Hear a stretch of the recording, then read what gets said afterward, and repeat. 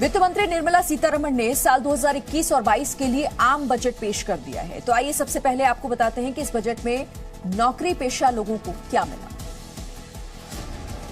Covid काल में महामारी की मार झेल रहे लोगों को सरकार से बड़ी राहत की उम्मीद थी, लेकिन बजट में सैलरी क्लास का हाल ठन गोपाल वाला रहा। पब्लिक ने थोड़ा पाया, ज्यादा गवाया। इस बार के बजट में नौकरी पेशा लोगों के टैक्स स्लैब में बदलाव नहीं किया गया है। 75 साल से ज्यादा उम्र के बुजुर्गों को टैक्स न भरने की छूट दी गई है। गाड़ी और मोबाइल खरीदने वालों को अब ज्यादा पैसा खर्च करना होगा। किचन का बजट बिगड़ सकता है। दाल तेल की कीमत बढ़ेगी। कृषि और इंफ्रा सेस से कई सामान महंगे हो जाएंगे। पेट्रोल पर प्रति लीटर 2.5 रुपए और डीजल पर 4 रुपए प्रति लीटर सेस लगाने का ऐलान किया गया है। हालांकि सरकार का कहना है कि इसका असर जनता की जेब पर नहीं पड़ेगा। वहीं बीमा सेक्टर में 74% FDI से इंश्योरेंस लेना सस्ता होगा। सरकार कई कंपनियों में से अपनी हिस्सेदारी घटाएगी। साथ ही LIC का IPO भी आएगा। सरकार ने पुराने वाहनों को सड़क से हटाने के लिए नए स्क्रैप पॉलिसी का ऐलान भी किया है। बजट के लिए कोरोना वैक्सीनेशन के लिए 35,000 करोड़ आवंटित किए गए हैं। अब आपको बताते हैं कि बजट में हेल्थ सेक्टर के लिए क्या ऐलान किए गए। हर स्वस्थ भारत योजना वित्त मंत्री निर्मला सीतारमण ने बजट में लोगों की सेहत का खास ख्याल रखा। कोरोना जैसी महामारी के बाद लोगों को इस बजट से बहुत उम्मीदें थी कि सरकार उनके स्वास्थ्य का ध्यान रखेगी और लोगों की उम्मीदों को देखते हुए सरकार ने एक ऐतिहासिक बजट पेश किया। So the budget outlay for health and well-being is 2,23,846 crores. सरकार ने इस बार के स्वास्थ्य बजट में 135% की बढ़ोतरी की और स्वास्थ्य बजट बढ़ाकर 2.38 लाख करोड़ कर दिया, जिसमें आत्मनिर्भर स्वास्थ्य योजना शुरू की जाने की बात कही गई, जिसके लिए 64,180 करोड़ रुपए आवंटित किए गए। कोरोना जैसी महामारी की वैक्सीन के लिए 35,000 करोड़ दिए गए। 2 मोबाइल अस्पताल बनाए जाएंगे और बेहतर स्वास्थ्य सुविधा के लिए देश भर में 75,000 ग्रामीण हेल्थ सेंटर खोले जाएंगे।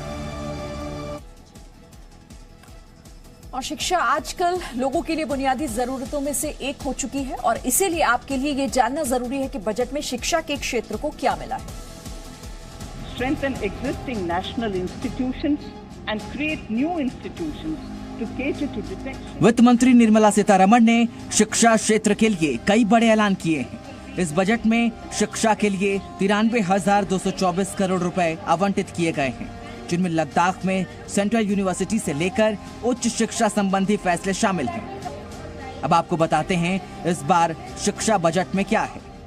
वित्त मंत्री ने कहा कि देश भर में 100 नए सैनिक स्कूल खोले जाएंगे और ये सैनिक स्कूल PPE मॉडल पर बनेंगे। 15,000 आदर्श स्कूल बनाए जाएंगे। लद्दाख के लेह में सेंट्रल यूनिवर्सिटी बनेगी। इसके अलावा 750 एकलव्य आदिवासी स्कूल बनाएंगे। जल्द ही उच्च शिक्षा आयोग का गठन किया जाएगा। उच्च शिक्षा में स्किल डेवलपमेंट के लिए प्रशिक्षण दिया जाएगा। वहीं वित्त मंत्री ने ये भी कहा कि जिला अस्पताल के साथ मेडिकल कॉलेज भी खोले जाएंगे ताकि डॉक्टरों की कमी को दूर किया जा सके।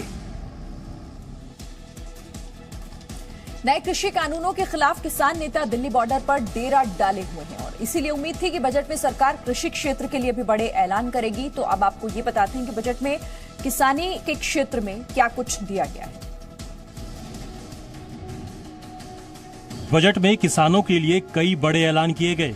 वित्त मंत्री ने बताया कि सरकार किसानों से MSP से 1.5 गुना कीमत पर फसलों की खरीदारी कर रही है। इसके साथ ही वित्त मंत्री ने APMC के लिए एग्री इंफ्रा फंड का ऐलान भी किया। सरकार ने कहा कि 2022 तक किसानों की आय दोगुनी करेंगे। जमीन के कागजात डिजिटल होंगे। 22 और फसलों का निर्यात होगा। 22 फसलों तक ऑपरेशन ग्रीन बढ़ाया। स्वामित्व स्कीम का विस्तार होगा।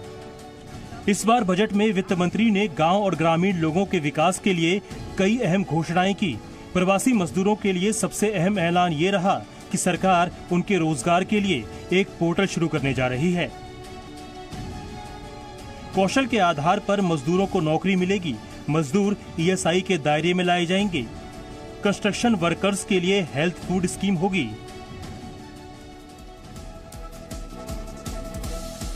अब आप ये समझिए कि बजट में बुनियादी सुविधाएं बढ़ाने के लिए क्या ऐलान है। केंद्रीय वित्त मंत्री निर्मला सीतारमण ने मोदी सरकार के दूसरे कार्यकाल का तीसरा बजट पेश किया। कोरोना महामारी और उसके बाद आर्थिक संकट के कारण ये बजट बहुत महत्वपूर्ण था। विकास को बेहतर गति देने के लिए इंफ्रास्ट्रक्चर की जरूरत होती है। रोड इंफ्रास्ट्रक्चर के लिए इकोनॉमिक कॉरिडोर बनाने की बात कही। तमिलनाडु में 3,500 किलोमीटर का नेशनल हाईवे बनाने के लिए 1.3 लाख करोड़ रुपए दिए। केरल में 1,100 किलोमीटर का नेशनल हाईवे बनाने के लिए 65,000 करोड़ रुपए दिए और भारत माला प्रोजेक्ट के लिए 3.3 लाख करोड़ रुपए पहले ही दिए जा चुके हैं। असम में नेशनल हाईवे बनाने के लिए 34,000 करोड़ रुपए दिए। पश्चिम बंगाल में 675 किलोमीटर का हाईवे बनाने के लिए 25,000 करोड़ रुपए दिए। 675 kilometers of highway works in the state of West Bengal at a cost of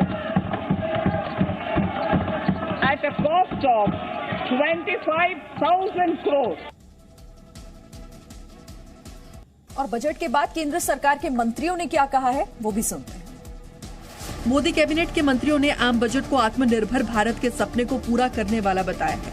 केंद्रीय सड़क परिवहन मंत्री नितिन गडकरी ने कहा कि बजट में नए ऐलान से इंफ्रास्ट्रक्चर का तेजी से विकास होगा।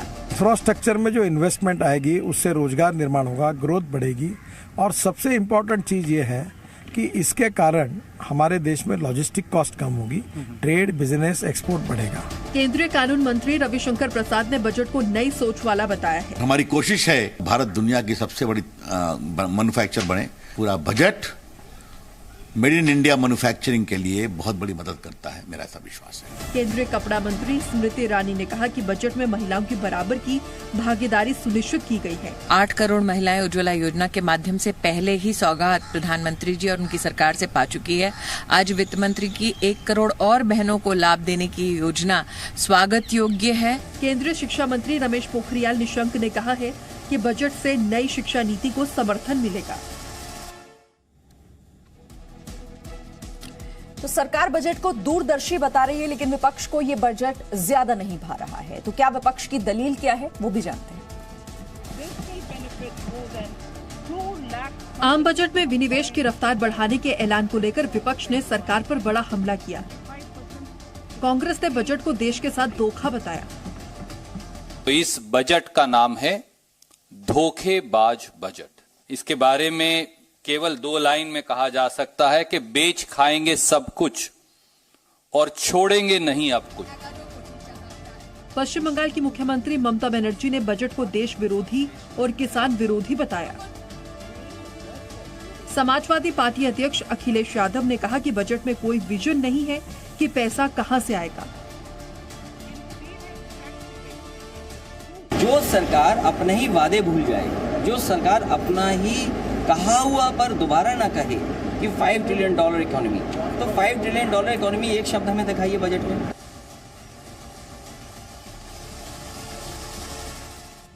और इस साल जिन राज्यों में विधानसभा चुनाव होने हैं उनमें पश्चिम बंगाल और असम बीजेपी के लिए बेहद महत्वपूर्ण है और बजट में इन दोनों राज्यों के लिए भी बड़े अहम ऐलान किए गए। इस बार के बजट में उन राज्यों का पूरा ख्याल रखा गया है जहां जल्दी ही चुनाव होने हैं। वित्त मंत्री ने अपने बजट में चुनाव वाले राज्यों में रोड इंफ्रास्ट्रक्चर के लिए कुल 2.27 लाख करोड़ का ऐलान किया। Third, 675 kilometers of highway works in the state of West Bengal at a cost of 25,000 crores. पश्चिम बंगाल में 675 किलोमीटर राजमार्ग का निर्माण किया जाएगा, जिसके लिए 25,000 करोड़ रुपए के बजट का प्रावधान किया गया है। तमिलनाडु में 3500 किलोमीटर नेशनल हाईवे प्रोजेक्ट के 1.03 लाख करोड़ रुपए खर्च होंगे। 1100 किलोमीटर नेशनल हाईवे केरल में बनेंगे। इसके तहत मुंबई कन्याकुमारी कॉरिडोर भी बनेगा। केरल में इस पर 65,000 करोड़ रुपए खर्च होंगे। केंद्र असम में भी हाईवे के लिए 34,000 करोड़ रुपए खर्च करेगा। सोशल मीडिया के बढ़ते चलन के साथ ही देश में फेक न्यूज की बाढ़ सी आने लगी है। किसान आंदोलन के दौरान प्रधानमंत्री नरेंद्र मोदी के खिलाफ भी दुष्प्रचार की कोशिश की गई, जिस पर अब कार्रवाई की गई है। किसान आंदोलन को लेकर प्रधानमंत्री मोदी के खिलाफ दुष्प्रचार और देश को गुमराह करने वाले ट्विटर ने 250 ट्विटर अकाउंट सस्पेंड कर दिए। इनमें से कई किसान नेताओं, पत्रकारों और अभिनेताओं के भी ट्विटर अकाउंट हैं। प्रधानमंत्री मोदी के खिलाफ ट्विटर पर एक हैशटैग ट्रेंड कर रहा था। गृह मंत्रालय ने इस पे कई भड़काऊ और गुमराह करने वाले कंटेंट पाया था। इसके बाद IT मंत्रालय ने ट्विटर से इन अकाउंट पर एक्शन लेने को कहा था। इससे पहले दिल्ली पुलिस ने भी फर्जी ट्विटर अकाउंट के जरिए माहौल बिगाड़ने की साजिश का खुलासा किया था। गृह मंत्रालय के निर्देश पर IT मंत्रालय ने ट्विटर को निर्देश पर ये कार्रवाई की थी। ये जितने प्लेटफॉर्म्स हैं ये आर्टिफिशियल इंटेलिजेंस पर चलते हैं और आर्टिफिशियल इंटेलिजेंस का मतलब है कृत्रिम इंटेलिजेंस। ट्विटर को खुद ही एक्शन लेना चाहिए था और इस प्रकार के हैंडल को वही ब्लॉक करना था जो झूठी अफवाहें और झूठा नैरेटिव बनाते हैं। वहीं दिल्ली पुलिस जवानों के इस्तीफे की फर्जी खबर सोशल मीडिया पर डालने के आरोप में साइबर टीम ने राजस्थान के चुरू से ओम प्रकाश नाम के आरोपी को गिरफ्तार किया। तो बढ़ते फेक न्यूज के बीच पहली बार केंद्र सरकार की ओर से प्रतिक्रिया सामने आई है। जी न्यूज पर मोदी सरकार के 2 मंत्रियों ने ट्विटर द्वारा 250 अकाउंट सस्पेंड किए जाने को लेकर बयान दिया। फेक न्यूज फैलाने के आरोप में ट्विटर ने 250 अकाउंट सस्पेंड किए तो विपक्ष हमलावर हो गया, जिस पर जी न्यूज से खास बातचीत में सूचना और प्रसारण मंत्री प्रकाश जावड़ेकर ने भी बयान दिए। केंद्रीय मंत्री ने साफ कर दिया कि इस तरह के ट्विटर हैंडल के जरिए सरकार के खिलाफ दुष्प्रचार किया जा रहा था, इसलिए कार्रवाई जरूरी हो गई थी। ये ट्विटर कंपनी ने किया हुआ काम है, सरकार ने बंद नहीं किए। लेकिन जो केस सरकार ने दायर ही नहीं की उसमें सरकार को कैसे दोष दोगे? ट्विटर ने कुछ पत्रकारों के अकाउंट भी सस्पेंड किए हैं। वहीं केंद्रीय मंत्री अनुराग ठाकुर ने भी फेक न्यूज पर चिंता जताई और माना कि अखबार, न्यूज चैनल की जवाबदेही तय होनी चाहिए। कहीं ना कहीं रेगुलेटर के नाते कोई तो संस्था हो। क्या हम समाचार पत्रों की और टीवी चैनल्स की अकाउंटेबिलिटी या जवाबदेही तय नहीं करेंगे? जो आपको सवाल उठाने पड़ते हैं वो इन संस्थाओं को उठाने चाहिए।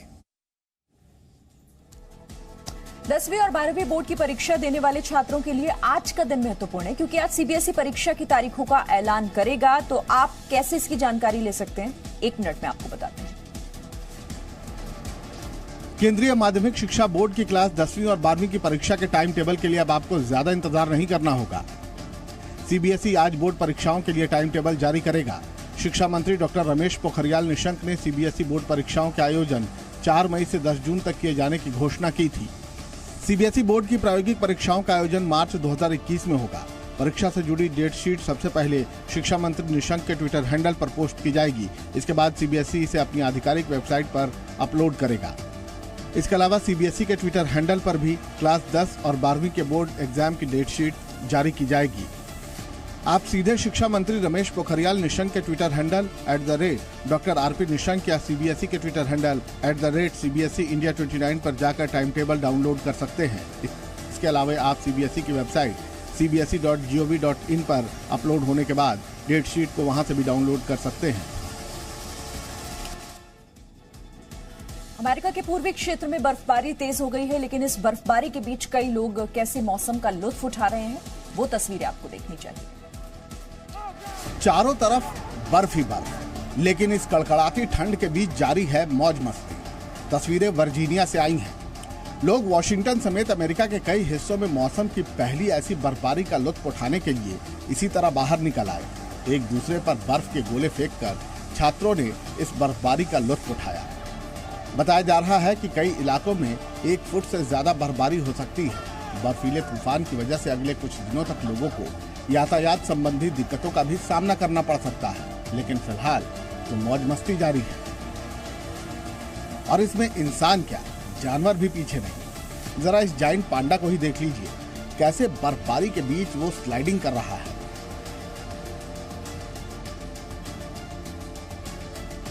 बर्फबारी हुई तो वॉशिंगटन के स्मिथसोनियन नेशनल जू पार्क में जायंट पांडा भी खुद को रोक नहीं सके और कुछ इस तरह से मौसम का लुत्फ उठाया।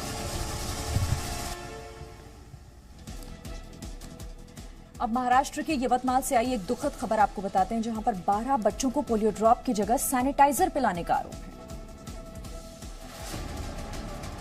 महाराष्ट्र के यवतमाल में भांबोरा प्राथमिक स्वास्थ्य केंद्र पर बच्चों को सैनिटाइजर पिलाने का आरोप लगा है। बताया जा रहा है कि रविवार को पोलियो दिवस के मौके पर इलाके के लोग अपने बच्चों को पोलियो का ड्रॉप पिलाने के लिए गए। उन्हीं में से 12 बच्चों को पोलियो ड्रॉप की जगह सैनिटाइजर पिला दिया गया। कई बच्चों की तबीयत बिगड़ने लगी, उन्हें उल्टियां और दूसरी परेशानी शुरू हो गई, जिसके बाद बच्चों को पास के सरकारी अस्पताल में भर्ती करवाया गया। जांच के बाद इस लापरवाही का खुलासा हुआ। प्राथमिक स्वरूपामध्ये मिळालेल्या माहितीनुसार 12 बालके आहेत ज्यांना पोलिओच्या ऐवजी सॅनिटायझरचे 2 ड्रॉप पाजले गेले होते। नंतर त्यांना त्यापैकी एका बालकाला मळमळ आणि उलटी हा त्रास झाला आणि त्यानंतर त्यांना परत पोलिओचे डोस पाजण्यात आले। रात्री त्यांना GMC येथे दाखल करण्यात आले। सर्वांची प्रकृती सध्या स्थिर आहे आणि त्यापैकी जो एक बालक ज्याला मळमळ आणि उलटी झाली होती त्याची देखील तब्येत सध्या स्थिर आहे। प्रशासन ने डॉक्टर, हेल्थ कर्मी और आशा वर्कर को सस्पेंड कर दिया है, जबकि आगे की जांच जारी है। Presenting B News app available on Google Play and App Store. Download it now.